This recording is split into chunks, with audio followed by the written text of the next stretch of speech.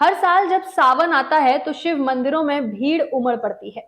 लोग सोमवार के व्रत रखते हैं, जल चढ़ाते हैं, बेलपत्र अर्पित करते हैं और कुछ धतूरा भी।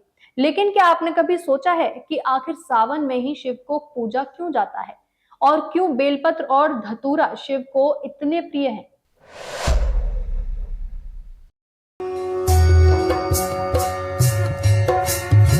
नमस्कार, मैं हूं आपके साथ अग्रिमा जादौन और आप देख रहे हैं धर्मानुभूति।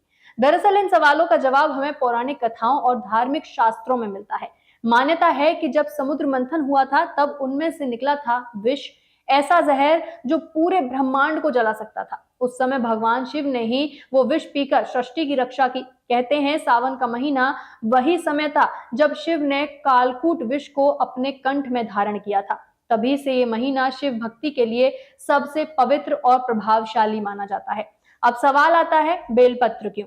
तो शिव पुराण में कहा गया है कि बेल वृक्ष खुद शिव स्वरूप है। बेलपत्र की 3 पत्तियां ब्रह्मा, विष्णु और महेश तीनों शक्तियों का प्रतीक है। इन 3 पत्तियों को एक साथ शिवलिंग पर चढ़ाना त्रिदेवों की संयुक्त आराधना मानी जाती है। साथ ही जब शिव ने विष पिया तब उन्हें शीतलता देने के लिए बेलपत्र चढ़ाए गए थे। इसीलिए ये पत्तियां शिव को शीतलता प्रदान करती हैं और मनोकामनाएं पूर्ण करने वाली भी मानी जाती हैं। लेकिन फिर धतूरा क्यों चढ़ाया जाता है, ये भी सवाल उठता है।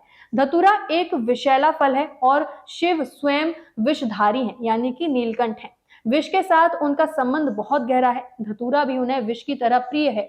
साथ ही ये फल औषधीय गुणों से भरपूर होता है और तंत्र साधना में भी उपयोगी माना जाता है। इसीलिए शिव को यह अर्पित करना भी पुण्यदायक माना जाता है। सावन में शिवलिंग पर जल, दूध, दही, शहद, घी और गंगाजल से अभिषेक करने की परंपरा है। माना जाता है कि ये उन्हें शीतलता देने के साथ साथ हमारे मन की तपन को भी शांत करता है।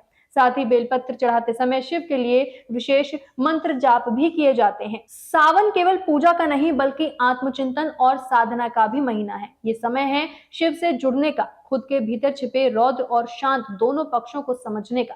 तो इस बार जब आप शिव को जल चढ़ाएं, बेलपत्र रखें या धतूरा अर्पित करें तो सिर्फ हाथ नहीं, मन से जुड़ें, क्योंकि शिव केवल पूज्य नहीं, अनुभव भी हैं। तो आपको क्या इस बारे में पहले पता था? हमें कमेंट करके जरूर बताइएगा। धन्यवाद।